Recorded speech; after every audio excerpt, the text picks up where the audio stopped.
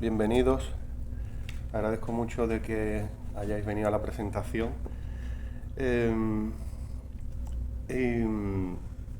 Bueno, yo creo que todos conocemos a la autora, pero como esto se... ¡Hola! ¿Qué hay? Como esto se graba, esto va subido a internet, ¿vale? Para quien no la conozca.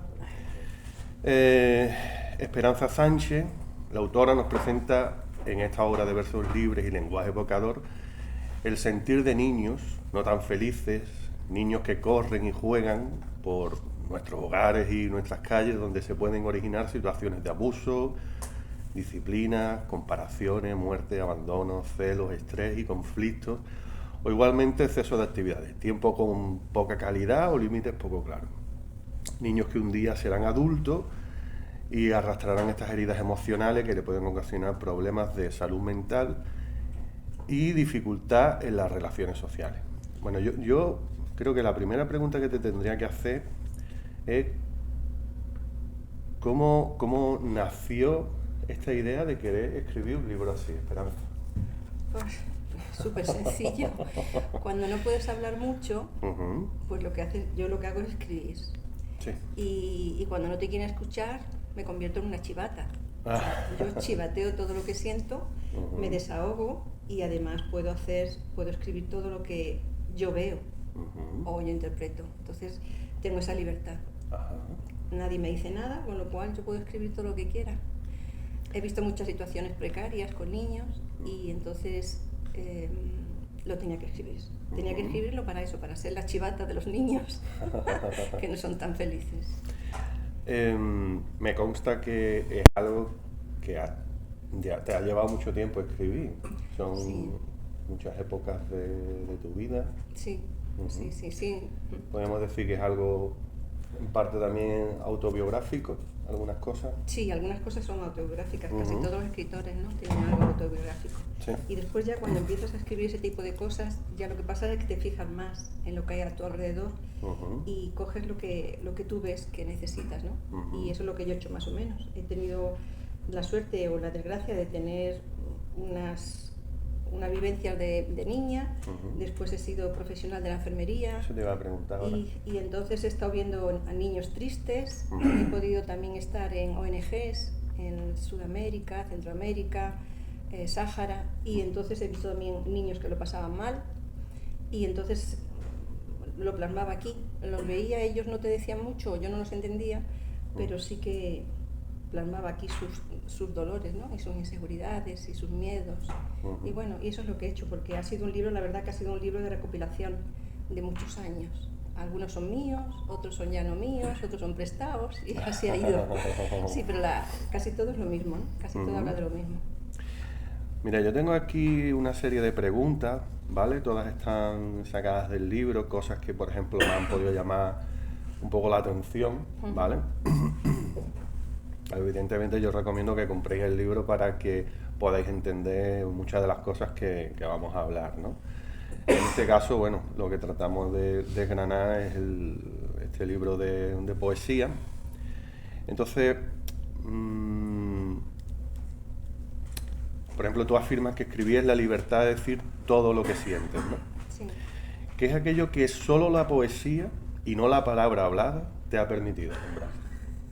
Es que la palabra escrita no tiene orejas y la hablada necesita de un oyente. Cuando no tienes oyentes o ves que no hay tiempo para ti, o ves que no puede que no te entiendan, porque los niños no tenemos la facultad de leer desde pequeños, los mayores sí tienen esa suerte.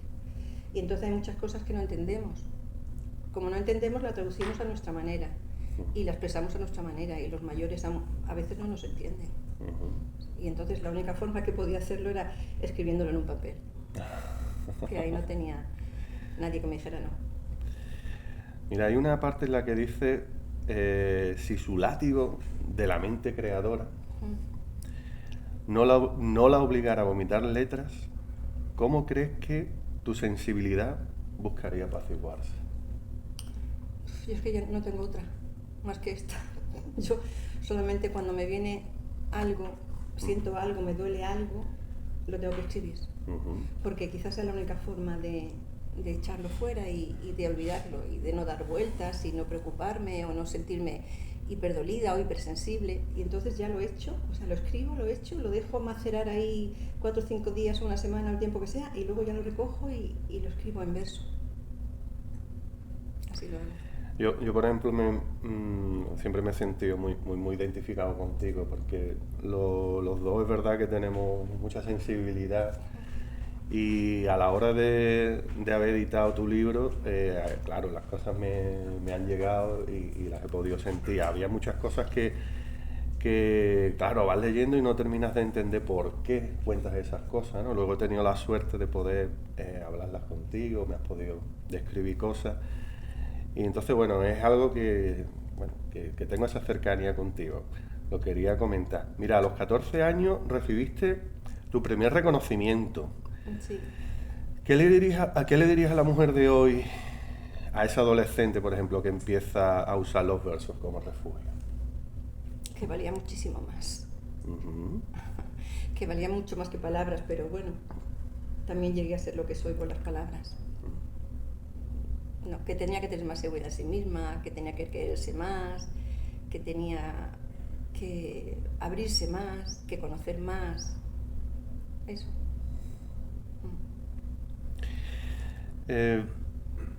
¿Por qué sientes que tus poemas son ecos del subsuelo? Es una frase que dice: un lugar de simples relatos sobre la... Espera, lo voy a leer bien, perdón. ¿Por qué sientes que tus poemas son ecos del subsuelo en lugar de simples relatos sobre la infancia y la soledad? Porque ahora del subsuelo, hace poco leí un libro de un ruso, sí, y hablaba del subsuelo, se llamaba no sé cuánto del subsuelo. Sí, yo creo que ahí pongo lo de la metáfora del subsuelo, porque creo que lo que está por debajo del suelo no vale nada. Y yo creo que la infancia algunas veces vale muy poco. Entonces, escribir sobre la infancia, mucha gente te dice: ¡ay, qué triste! ¿Por qué escribir cosas tan tristes? Es que es la verdad. Si no queréis verlo, es que está en el subsuelo, pero esto está, o sea, se da, ¿no? En muchos sitios, por defecto y por exceso, pero se da. Entonces, para mí es el subsuelo, o sea, es lo que nadie quiere ver. Claro. Yo creo que probablemente, ¿no?, entre comillas, ¿no?, desde nuestra, digo muy entre comillas, ¿no?, desde nuestra visión occidental, a lo mejor, claro, el entender a los niños como seres tristes, a lo mejor yo creo que hay personas que no lo pueden entender también, ¿no? Pero sin embargo, claro, una realidad muy latente, y a día de hoy, por ejemplo, que está tan en boca, ¿no?, el caso Epstein, de la isla, pues, no sé, son claro, ¿no?, estas cosas nos horrorizan, ¿no? Y yo creo que leyendo tu libro, claro, nos damos cuenta de muchas realidades, porque claro, no solamente hablas de un niño que está triste porque no le compraron un juguete, que son situaciones duras, muy... Yo creo que los niños no tienen límites. Yo creo que un niño no tiene límite porque él no sabe cuándo es el principio y el final. Entonces quizás los límites los ponemos nosotros. Cuando un niño no sabe algo, no lo teme, no le da miedo. Yo recuerdo siempre el caso de dos hermanos pequeñines en Argentina que se salvaron de un incendio, y el hermano de 7 años cargó al otro de 4 encima. Le dijeron: ¿cómo pudiste hacerlo? Y dice: es que nadie me dijo que no lo hiciera. Claro. Entonces, lo que te digo, los niños no tienen límites. Si no tienen límites, pueden hacer todo lo que ellos quieran. Ellos generalmente son almas en desarrollo, son almas que están dando lo más positivo y lo más sincero, ¿no?, que se tiene. Entonces no pueden hacer daño, o yo creo que no pueden hacer daño, solamente le pueden hacer daño a ellos, porque no solamente le hacen daño en el momento, sino que les pueden marcar para toda la vida, y eso es lo que yo relato aquí, ¿no?, más o menos, que no tenemos que estar tan ciegos, que hay muchos niños que lo están pasando mal. Y no solamente en el tercer mundo, aquí también, entre muchas familias, y bueno, y cada vez se saben más cosas de tipo de abusos, como tú has dicho, lo de la isla, sexo, no sé, trabajos forzados, trabajo infantil que no tiene que haber. Claro. Ten en cuenta que además lo de la protección del niño de la infancia empezó hace muy poco. Entonces se suponía que estaban protegidos, no sabemos por quién, pero bueno. Cuando salió sería por algo, ¿no? Porque ni en las guerras ni en los grandes acontecimientos se tiene cuidado con los niños, mueren igual que los adultos. Claro. Hay una frase de un autor que me ha recordado, ¿no? En uno de tus comentarios. Lo que pasa es que no recuerdo ahora mismo el autor, no sé si a lo mejor lo recordáis ustedes, que dice, los niños son gente seria que no creen en lo imposible. Exacto. Una frase muy bonita, Exacto. pero no recuerdo al autor ahora mismo. Mira, en tus versos, por ejemplo, hablas de mendigar caricias, ¿no? Y de una niña triste que aguarda, ¿no? Sí. ¿Ha logrado esa niña encontrar finalmente el abrazo que no cabe que no cabe en un abrazo? Sí. La vida te da cosas muy positivas y entre ellas te da gente que te abraza muy bien. Ujú. Y amistades, amigos, familia, no sé, vas viendo que también que quizás te envuelve más gente de la que tú piensas y que te abraza más gente de la que tú piensas, aunque no sea físico, ¿sabes? Sí, claro que lo encuentras. Mira, ¿qué queda hoy en su memoria? De aquel, por ejemplo, peine de púa y las trenzas simétricas tiesas que definieron tu estética infantil. Hola, ¿qué tal? Buenas tardes. Perdona. Te la releo, ¿vale? Sí. ¿Qué queda hoy de la memoria de aquel peine de púa y las trenzas simétricas tiesas que definieron tu estética infantil? Pues queda que yo le hago las trenzas a mis nietas, pero no se las hago tan apretadas. Porque si se las tengo que hacer 30 veces, se las hago 30 veces, pero ya no se las hago tan fuerte, las hago más despacito. Gracias. Mira, hay un texto que luego vamos a pasar a leer alguna cosita para que ellos escuchen, perdón. Por ejemplo, el de la cálida orina, ¿no? Sí. Donde dice, la cálida orina que menciona en el patio de recreo evoca un miedo paralizante, ¿no? ¿Cómo se transforma ese terror infantil en la autonomía y vida que respira su obra actual? Yo no sé quién era que decía que lo que no te manda te engorda, ¿no? Más o menos. Neshen creo que era. Pues es esto. O sea, cuando se pasa mal hay que crecer. Hay que crecer pronto y rápido para que no te sigan haciendo daño. Hay que crecer. No te puedes quedar ahí. ¿Fuiste una niña en el colegio, me vengo a referir, con los compañeros y eso? Yo creo que principalmente cambié tantas veces de colegio Claro, que no me pude asentar en ninguno, ¿sabes? Yo recuerdo cuando llegué a Madrid con 8 años, la primera palabra que me dijeron mis compañeras era merluza. Merluza, porque merluza era como gilipollas entonces, entre los niños. Ajá. En Madrid gilipollas y merluza era lo que se llevaba. Y entonces yo era la merluza nueva. Entonces, claro, los niños tú sabes que son crueles en los colegios y tal, y con el nuevo que llega sin amparo, que llega sin historia, que llega sin hermanos a lo mejor, pues van a por él, ¿no? O van a por ella, en este caso. Y bueno, y es lo que pasa, que he cambiado tantas veces de colegio que no he tenido un hueco en la huevera. No he tenido pozo en ningún sitio. Y eso es lo que quizás me haya marcado más en los colegios, ¿no? Que no he podido tener amistades, no he podido tener muchas compañeras, porque cuando ya empezaba a vivir en un sitio, ¡pum!, me iba a otro. Y entonces, claro, no me daba tiempo. Eso te lleva a ser una adulta que se lleva bien con la soledad. Claro, no te queda otra. Porque si desde pequeña estás sola, pues, y además te rodean cosas como por ejemplo el hecho de que la persona que más me acompañaba, la que era mi hermano, murió, pues entonces claro, ya te quedas como muy sola, entonces te haces un poco a tu manera y ves que estorbas más que haces grupo, ¿no? Entonces pues te quedas sola. Bueno, pero has madurado mucho esa profundidad, ¿no? Eso es lo que te lleva también a escribir lo que has escrito y a tener ese punto de vista, esa sensibilidad. Sí, a la fuerza tienes que crecer y el hecho de crecer te ayuda a saber lo que quieres y lo que eres. Yo sé que en esta vida he venido a ayudar a los demás y entonces en primer lugar me tengo que ayudar a mí misma. Así que si no me ayudo a mí misma no puedo ayudar a los demás y aquí para eso estoy. Fíjate que un poquito, ¿no? Vamos a decir un poco como paradójico, ¿no?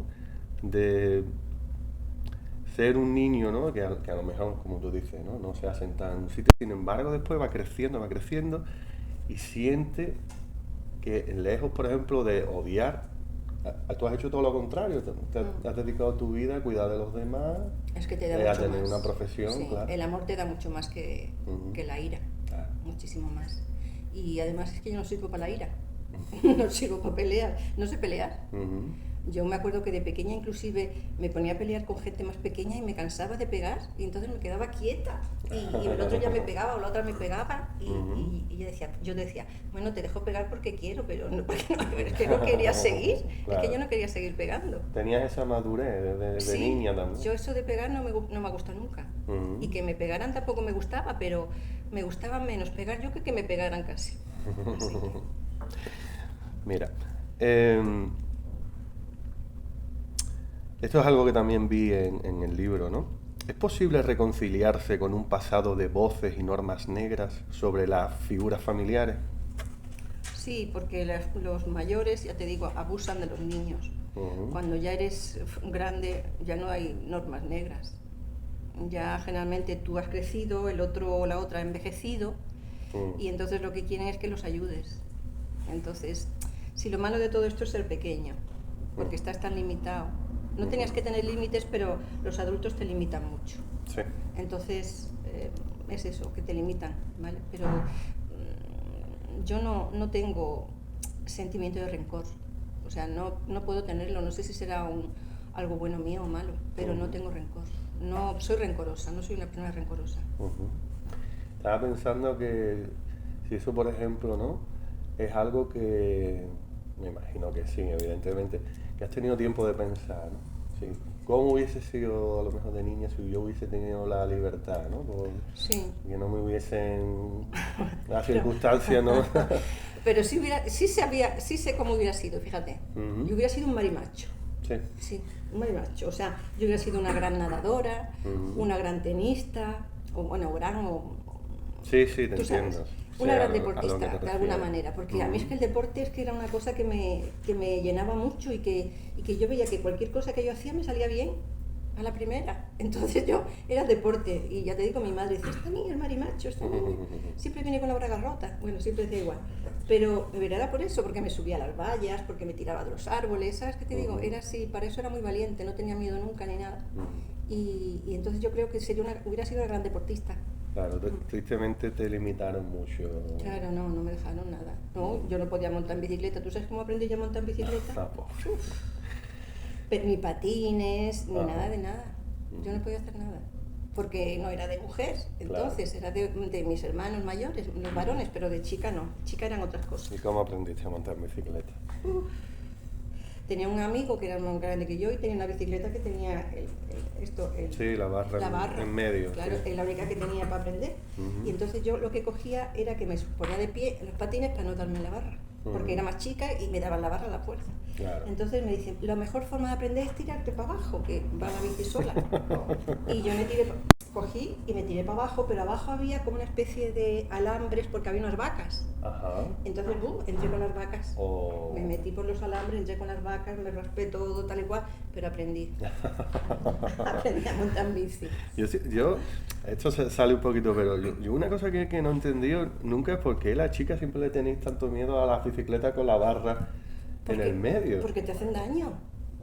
Te dan, si eres más pequeñita, yo era más pequeña que el chico, claro, me daba... Sí, bueno, el tema de la altura lo entiendo. Me daba en la zona genital y me hacía hablando daño. con muchas chicas siempre me dicen lo mismo. Me daba en la zona genital y te hacía daño. Curioso. Mira, tú describes a tu padre como un dios temido, ¿no? Que lloraba con Platero y yo. ¿Fue ese llanto compartido el único puente real que existió entre tus dos mundos? Sí, la verdad que sí. La verdad que sí. Sí, posiblemente. Fue cuando más unido a mi le vi, no sé por qué. No sé por qué. Pero ya luego ya de mayor y eso no. Él tenía los hijos por accidente. Así que no. Una pregunta un poco, a lo mejor, que no te ha gustado tanto, ¿no? No. Bueno, pues es que como mi padre en aquellos tiempos había muchos, no era mi padre solo. Ya. Mira, a tu madre, ¿no? Le dedicas un caos de amor, ¿no? ¿En qué medida ese aroma cotidiano de tu madre sigue siendo el norte en tu hogar actual? Mi madre para mí representa el amor. No sé si... bien encajado, bien dirigido, pero representa eso, era una persona muy amable, muy amorosa, muy, no sé, era muy buena persona. Entonces para mí representa todo lo que yo quisiera llegar a ser algún día, como mi madre. ¿Ella también te limitaba? Ella se limitaba a ella misma. Ella misma. Entonces como ella se limitaba, pues ya limitaba a todo Dios. Ya, te entiendo. Mira, vamos por la pregunta número 10. Yo no sé si quieres que hagamos una pequeña pausa para que nos leas algo que... Pues voy a beber agua entonces, porque estoy seca.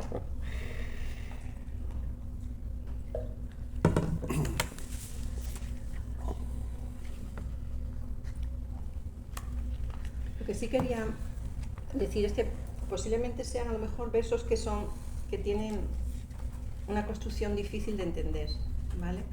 Entonces os voy a leer una, antes os voy a decir de qué es, de qué va, porque creo que así lo entenderéis mejor, ¿de acuerdo?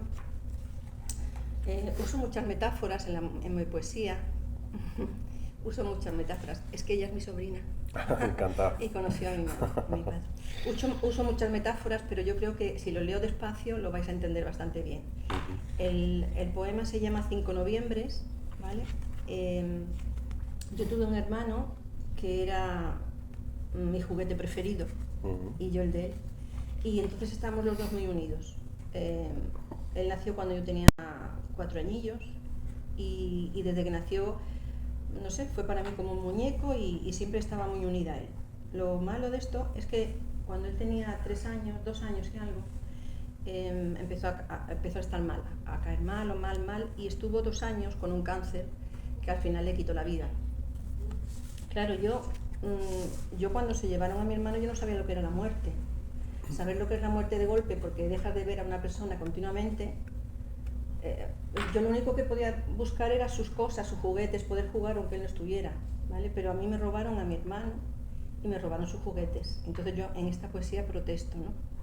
Y digo así: te has sido compañero fiel de largas tardes, se fue también tu caballo, con crines de merengue y ojos esmeraldas. ¿Quién acariciará el dulce terciopelo de su lomo negro? ¿Quién os contará el cuento del miedo? ¿Dónde fuiste sin mí, mi caballero, llanero solitario de mis juegos? ¿A dónde se fue Lucero? Os llamo derramando mi voz por vuestro reino. Junto al suelo, en un mudo ritual, esperan batallas y guerreros.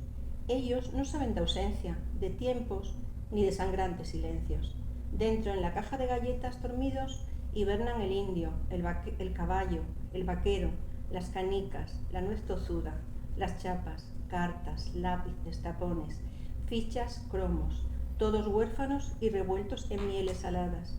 Recojo pieza a pieza la munición de la última batalla. Tú, te recuerdo sobre el sofá postrado, yo más defendida por la hamaca. Las piezas de Sin Castillo, que nunca construimos, fueron nuestras balas. Huelen aún a ti, olor de jarabe y manzana. No canta ya el canario, amarillo, quedó sin voz, atrapado y mudo. Sus lágrimas y las mías buscan el rastro de tu aroma. Inútil añoranza de ti y de toda la herencia dejada. Me cortaron tus recuerdos, robaron los testigos de tantos recreos, se llevaron 5 otoños de felices sueños. Y me da miedo pensar que yo acabe como el zaino y dulce lucero. Muy bonito, un aplauso. Lucero era un caballo de esos con pelo negro y tal, que al poco de morir mi hermano lo encontré en la basura del soportal, ¿no? Y yo decía, joder, digo, no está mi hermano y tampoco está Lucero, ya no está nadie, ¿no? Me quedé sola. Otra vez. Mira, tengo una pregunta que tiene que ver un poco con lo que has leído, ¿no? Dice, al hablar con tu hermano, pregunta, ¿quién nos hizo tanto daño? ¿Cree que el dolor familiar es una herencia que se puede interrumpir a través de la palabra? Yo creo que los padres tienen mucha fuerza en los hijos. Y entonces cuando se tienen muchos hijos hay que ser muy inteligente para saberlos criar. Si no eres inteligente o han venido por accidente, pues te da igual.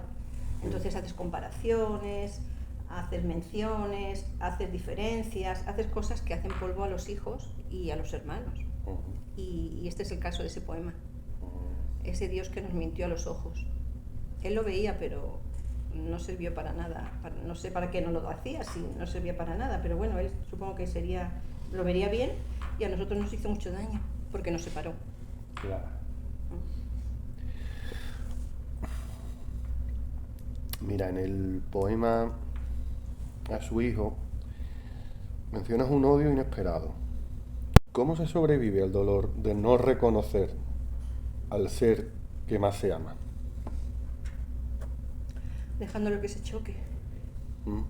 A veces, la verdad que los consejos no hay que darlos. Hay que darlos si te los piden, pero si no, no. Y los hijos, lo que pasa que si lo educas y bien, ¿no? Y bueno, puede que vayan muy derechitos o puede que no tan derechitos, y cuando ya se tuercen un poquito a veces no eres tú capaz de hacer nada. Entonces es mejor que se choquen y que aprendan por sí mismos. Y entonces ya ellos, bueno, deciden si quieren seguir en ese camino o quieren seguir otro camino distinto.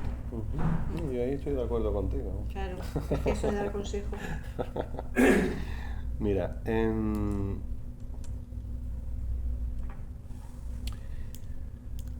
Platero fue su gran compañero, juguete y tesoro. ¿Sigues escribiendo hoy de alguna manera esas cartas largas y emborronadas al burro de tu infancia? A muchos burros que hay ahora. Sí, sigo con lápiz, siempre escribo con lápiz. Y sigo, emborrono muchas hojas, muchas. A veces desaparecen, las tiro, se estropean. Otras veces cuando aparecen y las leo digo, ¡uy, qué bonito! Se lo voy a leer a quien se lo he escrito y se lo leo. Pero tampoco le doy mucha importancia, es una forma de desahogarme. Para mí escribir es desahogo, leer es desahogo. Entonces las palabras las necesito y entonces necesito usarlas y las uso así. Y por ejemplo, una cosa que claro, me di cuenta, yo siento que el haber reeditado, vamos a decirlo así, este libro, yo considero que te ha venido bien. Independientemente de eso, yo creo que también te ha animado mucho a que quieras seguir escribiendo. Sí. Y lo digo porque yo me daba cuenta de eso, ¿no? Cuando a lo mejor te veía que tenías los textos como muy desordenados, Sí. muy perdidos por ahí. A ver dónde tengo esto, no sé qué, en un papel, en un pendrive, no sé qué, y bueno, temías un poco de haber perdido algunas cosas, luego bueno, se pudieron recuperar. Pero mira, una cosa que sí que me alegra es esa, que yo siento que el reeditar, porque ella hizo, no sé si lo sabéis, ella hizo una primera edición, vamos a decirlo así, pero un poco era como para ti, ¿no? Sí. Y entonces, bueno, luego pudimos hacer este de nuevo, con ilustraciones nuevas y tal. Y yo veo que eso te ha animado mucho a querer seguir escribiendo. Ahora eso lo vamos a hablar un poco al final, ¿no? En verdad, ¿no? De que tienes pensado, bueno, estás escribiendo una novela, y otra serie de libros. Pero más bien lo que quería destacar un poco eso, ¿no? Que tenías las cosas muy como un poquito perdidas, Sí, ¿no? yo soy un poquito anárquica. Soy bastante anárquica. Lo que pasa que, y bueno, dentro de mi anarquía tengo mi orden, pero sí es verdad que soy bastante anárquica.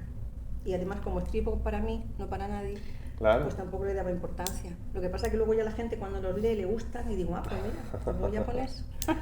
Sí, que me acuerdo yo que además en octubre hicimos una pequeña, ¿cómo se dice? Lectura dramatizada. Y fue muy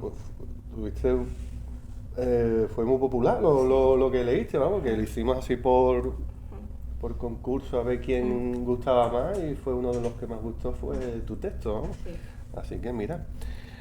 Oye, mira, ¿qué representan hoy para ti esos 5 de noviembre de los que hablas con tanta añoranza y pérdida? Mira, es que yo siempre llevo a mi hermano y a mi madre conmigo. De hecho, siempre los tengo, son las únicas dos personas que tengo encima, cerca mía en la cama. Recurro mucho a ellos. Tú sabes que bueno, la gente se va, pero se va a lo que tú quieras, ¿no? Y yo estoy mucho con ellos, no se han ido del todo. Hombre, en aquel momento con 9 años o recién cumplidos le eché mucho de menos porque fue un trauma, ¿no?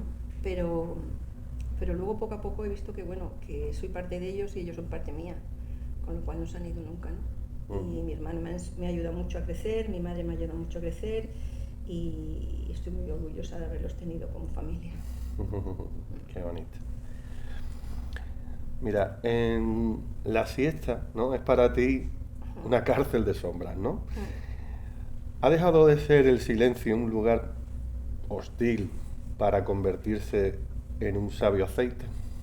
Hombre, es que ¿sabes qué pasa? Que cuando te obligan o te fuerzan a hacer algo que tú no quieres cuando eres pequeña, sobre todo quedarte quieta en un sitio frío que no conoces, pues no te gusta. Ese silencio no me gustaba. Lo único que me gustaba el rabo del gato y las moscas.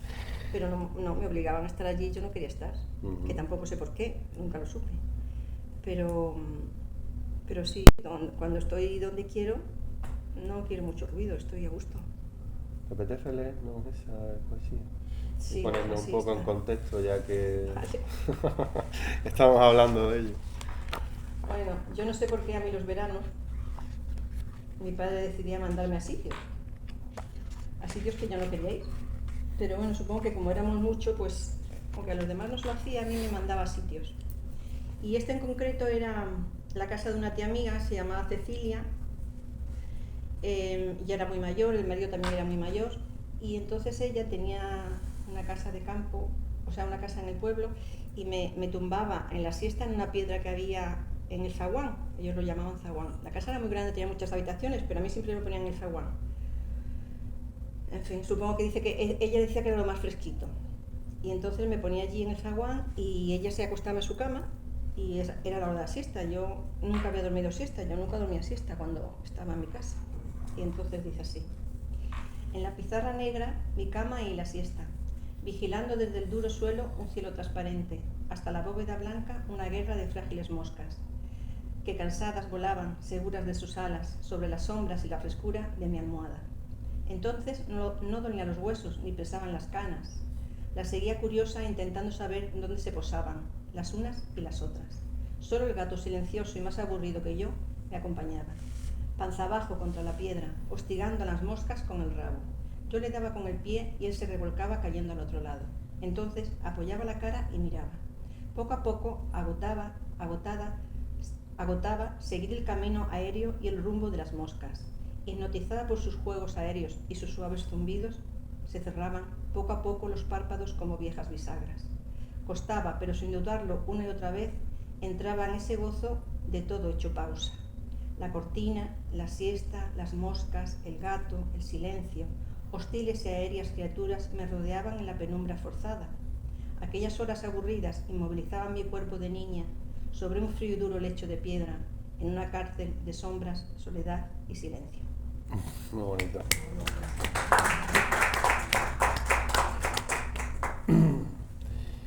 Mira, como enfermera y docente, has cuidado a muchos.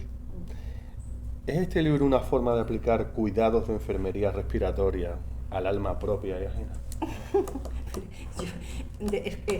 Libros de enfermería respiratoria he escrito como 9.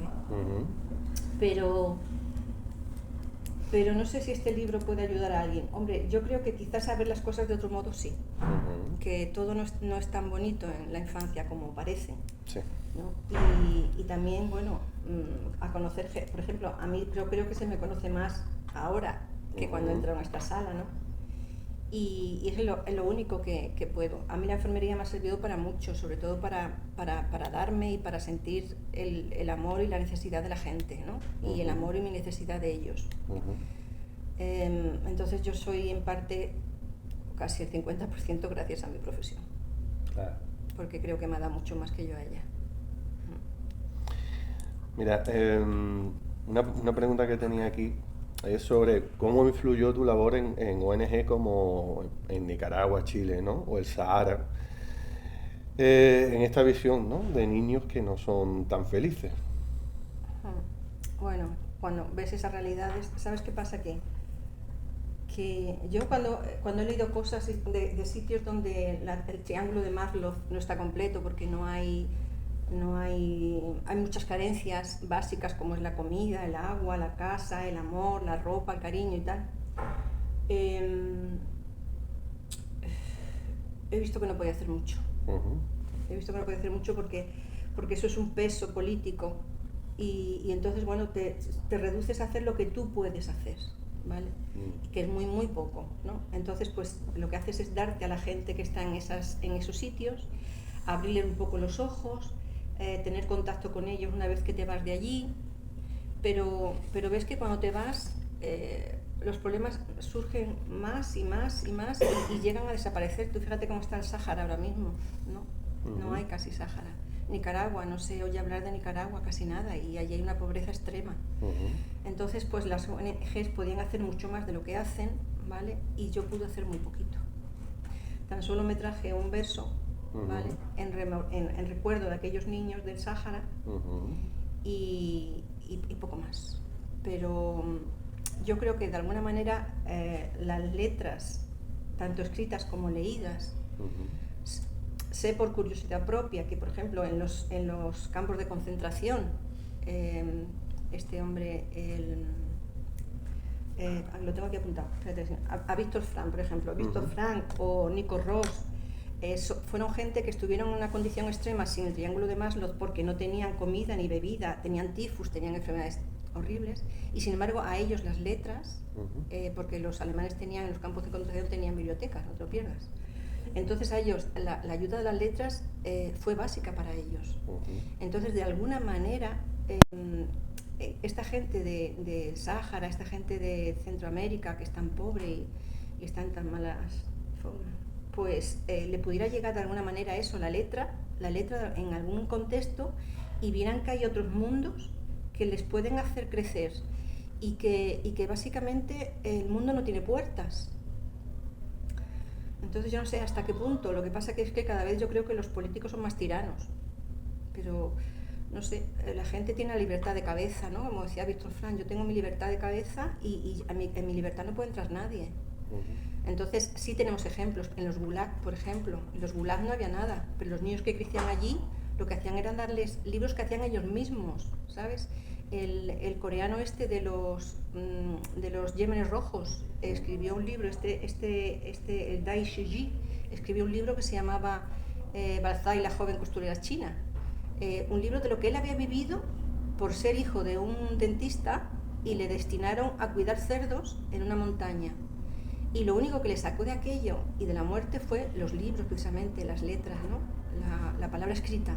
Pero no solamente en los libros, las letras, la palabra escrita, sino que además habla de una costurera china, una mujer china de hace un montón de tiempo ya, bueno, del tiempo de los Pol Pot, que ella dejó a su familia, abortó, dejó su todo, porque los libros que leían le hacía tanto abrir su horizonte, tanto, que se fue hacia adelante, se fue hacia su libertad. Pues esto, de alguna manera, a mí me gustaría que la gente que está en el tercer mundo, por pobreza, pues llegara a todo esto, ¿no? Y que los políticos fueran más realistas, ¿no? Y que no hicieran tanto daño. Tanto, yo qué sé, no sé cómo llamarlo. Tanto daño. ¿Has escrito sobre ello? No sé si te apetece leer a lo mejor. Sí, esta es cortita. Se llama El niño soldado. Sí. Esta tiene muchas metáforas, pero bueno. No recuerdo si la batalla fue vencida por la palabra. No recuerdo si la palabra fue metáfora del sentido. Si las balas hablan del silencio o el silencio son las balas. Si la injusta balanza pesó las primaveras del tiempo. Veo soldados invadiendo ojos, como lágrimas que resbalan mojando el vientre, incompletas. Labios desnudos que golpean oídos tristes, ignorando al mirar el espejo, ver el mundo en un rostro distinto, ajeno.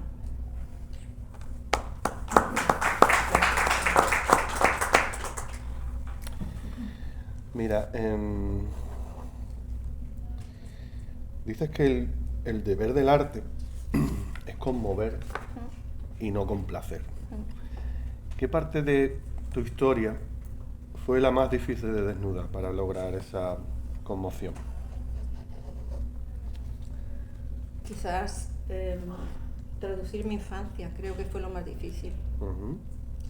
Porque para mí, desde el espíritu de niña, me faltó, o yo creo que me faltó mucho amor y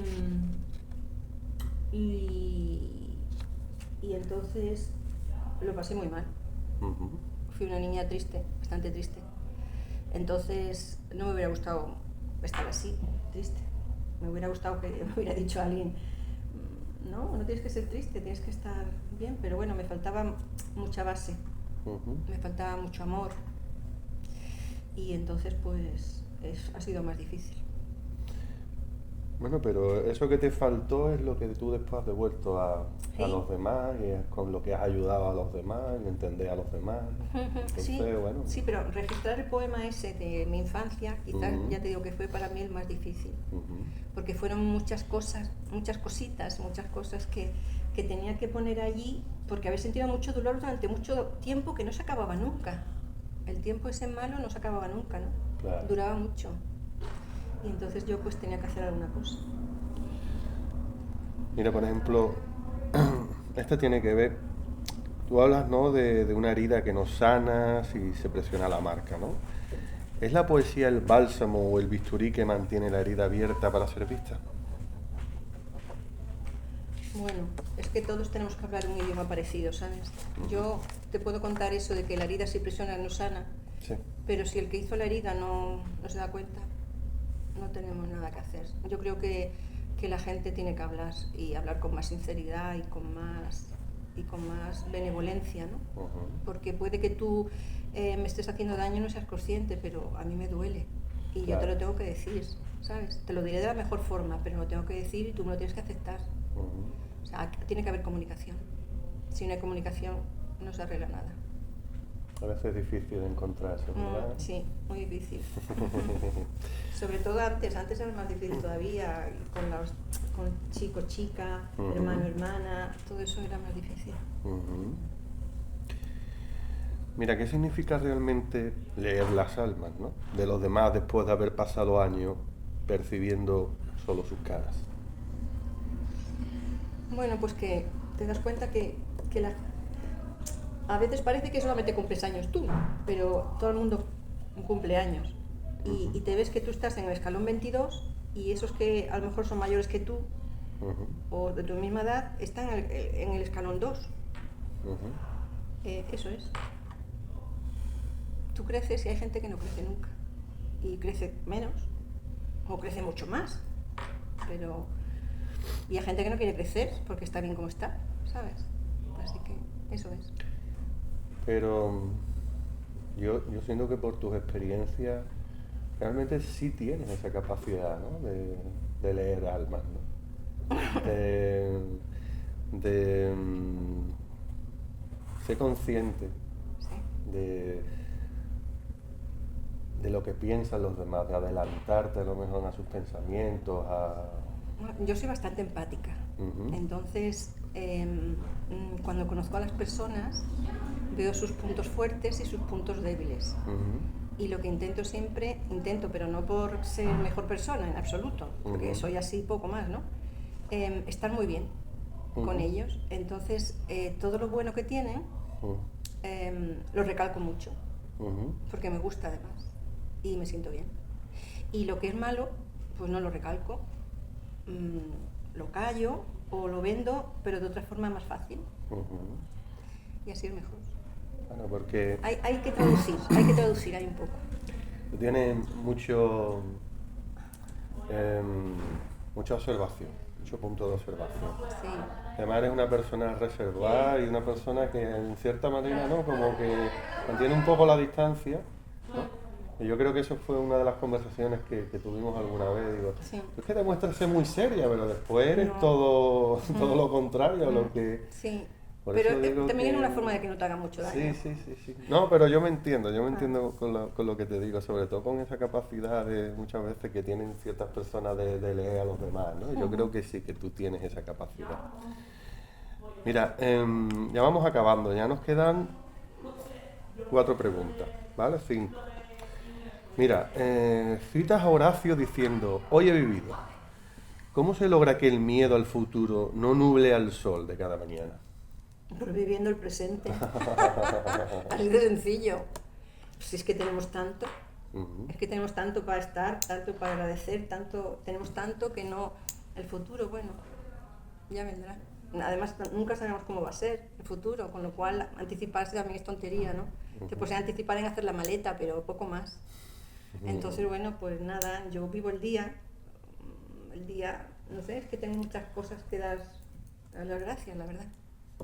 Entonces, con eso ya me lleno. Y me llena, me llena y me llena. Mira, afirmas que el olvido es necesario. ¿Qué recuerdos has decidido desechar por inútiles para poder seguir caminando ligera? Pues el dolor que te han hecho algunas personas, sobre todo familiares, hijos, algún amigo, ¿sabes? Pero, al final el dolor único es a la gente que quieres, a la gente que no quieres no te duele. Claro. Pero con el tiempo se desecha por eso, porque o no vale la pena o verdaderamente no era ese dolor, no lo querías igual. Y ya cada vez te quedan menos gentes que te hacen tener dolor, ¿sabes? Pero eso también es una cosa tuya, no de los demás, ¿sabes? El dolor es propio, ¿no?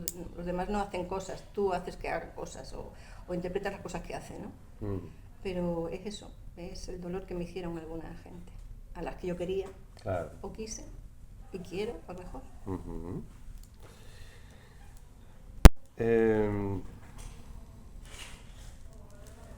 ¿Te sientes hoy más mujer fecunda y duplicada que niña curiosa desterrada? Curiosa me siento mucho. Y niña quiero sentirme, que ya soy muy vieja. Niña quiero sentirme. Curiosa, soy muy curiosa. Eso me encanta, ser curiosa me encanta. Además es que tengo tanto por aprender todavía y tanto por hacer, que eso quiero seguir siendo. Ahora sí, ya soy más fuerte, soy más madura, soy más hecha. Y entonces ahora sé disfrutar mejor de las cosas esenciales, que son las básicas, pero son las más importantes. Porque yo tengo que decir que una de las cosas que destaca tu curiosidad es sobre tu punto de vista en el dibujo, en la pintura, ¿no? Sí. A la hora de que te estás dedicando tiempo a escribir. Sí, es que mi madre era muy artista y yo creo que saca esa faceta. Y en mi casa hay gente que es muy manita, tengo un hermano que es muy manitas. Y sin embargo tengo otros dos que no son muy poco manitas, pero a mí siempre lo artístico me ha gustado. Nunca me dejaron, hay cosas que no me dejaron hacer nunca. Una era pintar, otra era cantar, bueno, montar en bicicleta ya te lo he dicho. Bueno, pues ese tipo de cosas no me dejaban nunca hacerla. Mi padre decía que yo cantaba fatal y que yo dibujaba fatal, entonces que no se me ocurriera nunca. Y bueno, cuando me jubilé pues empecé a pintar y no lo hago mal. Mi padre se sentiría orgulloso ahora de mí, de que estaba equivocado. Ya llevas bueno, pintas en óleo, acuarela. Pinto todo. Ya llevas bastantes cuadros ya dibujados, vamos. Sí que pinto, sí. Además tienes mucho acierto con la luz a la hora de pintar. El color me gusta mucho. Mira, nos quedan 2 preguntas. Mira, tu libro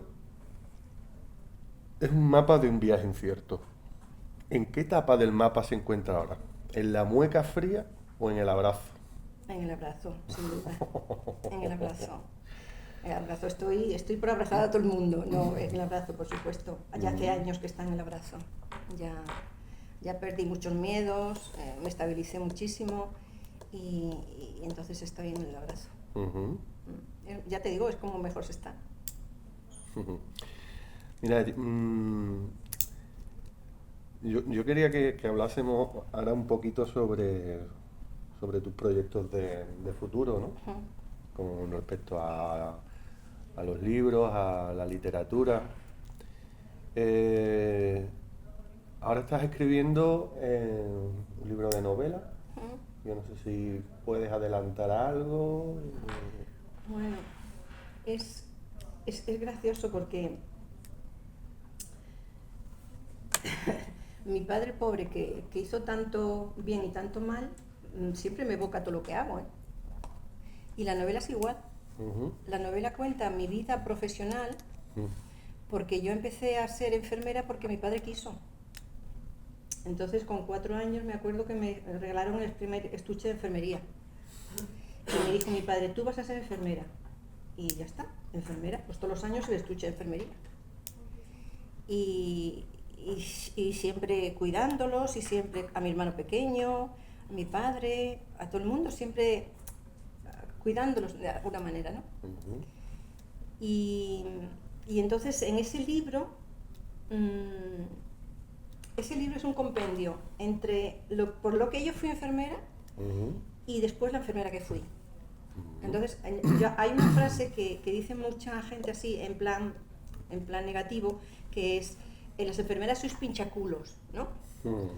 Las auxiliares limpiaculos y las enfermeras pinchaculos. Entonces yo hago ahí como una especie de guerra entre lo que quería mi padre que yo fuera y lo que yo llegué a ser, ¿no? Y nada más lejos que la ignorancia de la gente de que yo fui pinchaculo.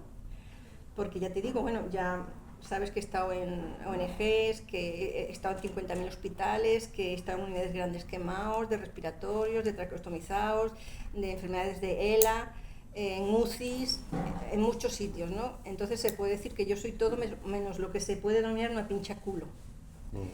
Y claro, mi padre un poco me preparó para que yo fuera su cuidadora de mayores, ¿no? Por eso quería que yo fuera enfermera.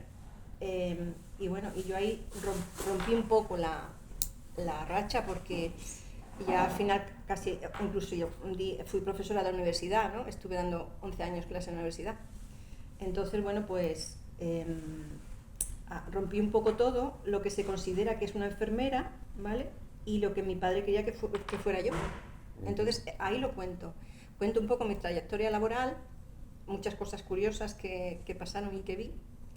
Y creo que también eso lo tengo que contar porque, de alguna forma, para todos aquellos que yo estuve dando docencia esos 11 años, quiero que recuerden algo mío de su profesora, ¿no? Porque me hicieron crecer mucho y ellos vieron que la enfermería era mucho más de lo que se vendía. Entonces quiero también con ese libro dar un empuje a la enfermería. Que ve la gente que una enfermera hace muchas más cosas que pinchar culos. Muchas más cosas importantes. Entonces referir el hecho de lo que yo tengo, la memoria de lo que yo he hecho, creo que puede ayudar mucho. O sea, yo cada hora cogía un gran quemado que lo único que le salvaba era los testículos y el pene, y lo metía en una ducha y lo sacaba y cómo chorreaba ese suero. ¿Sabes qué te digo? O sea, cosas muy gordas, muy gordas. O cuando coges un accidente en la carretera de un camión que ha aplastado al conductor y le estás allí dando ánimos para que no se muera, para que no entre en coma, para que siga vivo, para que siga luchando. Yo qué sé, hay quizás muchas cosas que yo he tenido la suerte de hacer como enfermera, y quiero de alguna forma plasmarlo en ese libro. Claro. Creo que mi vida como enfermera, como persona enfermera, ha sido muy productiva y muy bonita. Y yo creo que cuando las enfermeras lo lean, también se dan cuenta que efectivamente las enfermeras podemos ser muchas cosas más que pinchaculos. Hombre, evidentemente. Claro. Además me ha tocado lo del COVID, me ha tocado lo del accidente de Santiago, del tren de Santiago, me tocó lo de la colza, me ha tocado un montón de cosas. Fíjate. Así que tengo práctica. Luego también, aparte de la novela, tienes otras cositas, ¿no? Pero yo no sé si quieres hablar de eso o no. Es que estoy contando cuentos a los niños. ¿Estás contando cuentos a los niños? Sí, porque ¿sabes qué pasa? Que tengo una nieta que tiene alergia a la lactosa, a los hidratos de carbono. Y entonces hay cosas que a los niños no lo tienen. Y yo creo que voy a ir por ahí ahora voy por la muerte. Ahora he hecho uno de la muerte, lo de qué es la muerte. Y me pasaste uno de ellos el otro día. El de la muerte. Y lo que quiero es que vean que la muerte es una cosa igual que la vida, ¿no? Y como viene, pues hay que hacer que antes que venga disfrutar la vida. Y eso es más o menos lo que vendo. Y además está muy bien porque lo voy a hacer en castellano y en inglés. Y bueno, y creo que va a estar muy bien. Y no voy a ser contra las enfermedades de los críos. En cuento. Yo ya te dije que leyendo el cuento destaco mucho por esa sensibilidad tuya. Sí. Así que yo sé que también va a gustar mucho cuando se edite. Yo tengo que decir que estoy muy contento de haber hecho este libro, que además me encanta ya te lo dije, la impresión. Tengo que hablar con mi yerno. Con tu yerno. Y nos quedan 5 minutillos. Yo no sé si te apetece leer una última cosita y luego no sé si os apetece preguntarle algo a Esperanza. Lo que tú quieras. ¿Qué prefieres? Sí, venga. Pregunta, venga. ¿Yo? Sí. Vale. Valiéndome de tu experiencia, yo no la tengo fuera de España, con el tema de los niños. A mí siempre me ha llamado la atención los niños pequeños, sobre todo en las películas, en los documentales y sin hacer trampas, que los niños pequeños africanos, por ejemplo, en cualquier aldea remota de esas, están contentísimos, se les ve contentos, me refiero. Por supuesto tienen todas las carencias del mundo, y más si lo comparamos con lo que tenemos aquí. Pero siempre me ha llamado la atención eso. Entonces, la pregunta que te quería hacer, tú que has vivido eso, yo no. Visto ahora en España, los niños son más tristes, son más felices que ese tipo de niños que viven con todas esas carencias. Mira, verás, es gracioso porque los niños que, como tú dices, tienen esas carencias, no los, aquí se ha perdido, pero no los educa el padre y la madre, los educa la tribu, el pueblo. Entonces no tienen carencias. Porque el amor que no le da su madre o su padre porque están en el campo trabajando o tal, lo encuentran ellos en su abuela, en su abuelo, en su hermana casada, en su hermano pequeño. O sea, va y viene, el amor ahí fluctúa, va y viene, bien. Nosotros no tenemos eso, nosotros eso lo hemos perdido. Yo nací en Ceuta y yo me acuerdo que mi abuela me llevaba, cuando era yo la más pequeña, me llevaba lenguas de gato todos los domingos. Cuando ya nació mi hermano siguiente, a mí me llevaba ya otros pasteles más duros y a mi hermano las lenguas de gato. Y a mí los domingos me encantaban, porque sentía el amor de mis abuelos, ¿vale? Eso ahora se ha perdido, eso ahora no lo hay. Además también la gente no dedica tiempo a los niños. Entonces si tú no le dedicas, de hecho, cuando escribí este libro me ayudó Manu, pongo eso precisamente, que no solamente son niños del tercer mundo, es que los niños de ahora tienen todo, pero no tienen lo esencial. Entonces se crían niños que cuando adultos, ¿vale? no saben cómo llevar la frustración, no saben cómo salir adelante.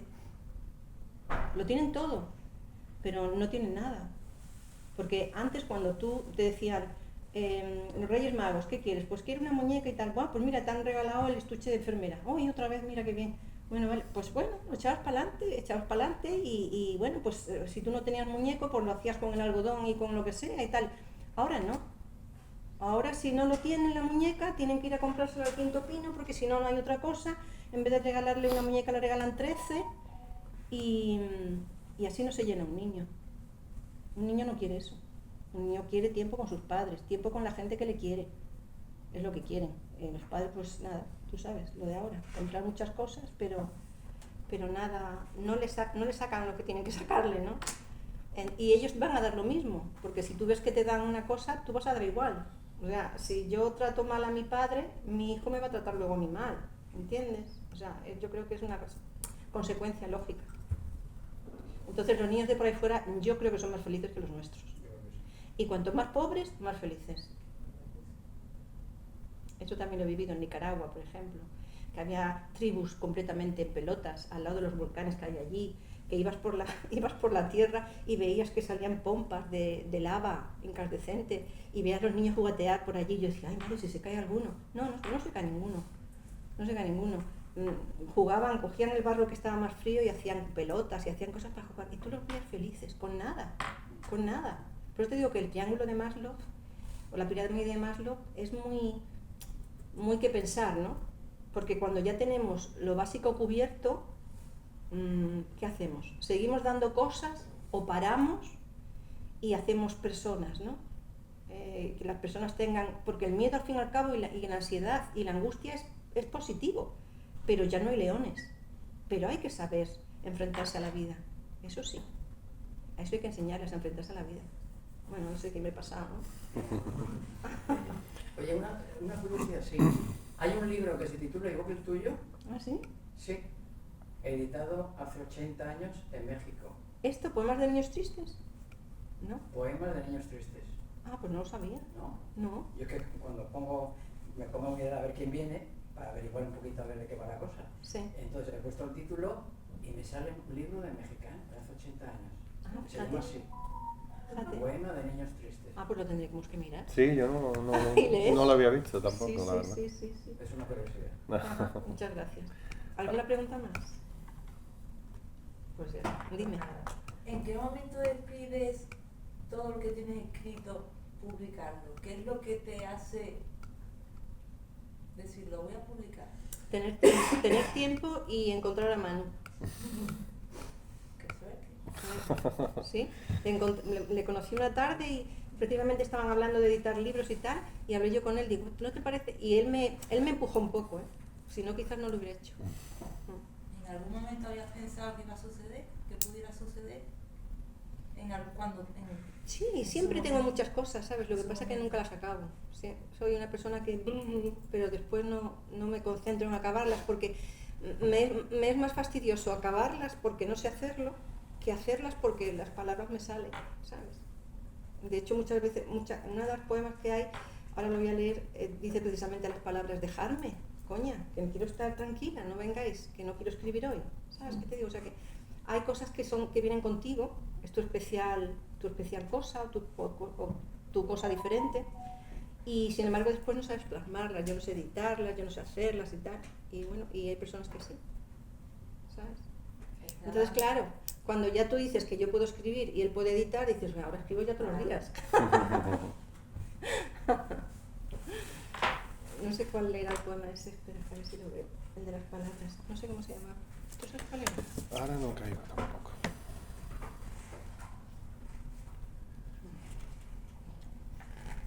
Ah, mira, se llama Hadas. Sí, para mí son como, las palabras son como hadas. Dice, venid mañana, voces, hoy no puedo, no tengo ganas de lamentos, darme una tregua, un ayuno, salid, adiós palabras, dejadme pensar en Babia. Volved mañana, será otro día, saldréis alegres y apretadas, dejar de dar vueltas en mi espacio, ¿no veis que no quiero escribir sin ganas? Bueno, os quería comentar una cosilla para los que sois nuevos. Nosotros nos reunimos aquí todos los lunes a las 7:30, ¿vale? Pues si os apetece venir algún día más, tenemos otras presentaciones de libros, o por ejemplo, para la semana que viene no es fiesta, no tenemos nada. Y para el último lunes tenemos historia del taxi en Cádiz. No sé, del taxi en Cádiz. Que viene el presidente de Radio Taxi, vienen señores del taxi y bueno, y dentro de poco también vienen tus compañeros de Airbus, que también vienen a presentar una película que han hecho. Sí, que hemos hecho. Sí, y bueno, ya tenemos hasta abril, creo que hasta abril ya tenemos ya muchas cositas ya planeadas. Así que nada, yo pido un aplauso para para ella, por haber venido y que muchas gracias por asistir. Y muchas gracias por venir a todos. Desde Flores, que yo pensé que iba a venir.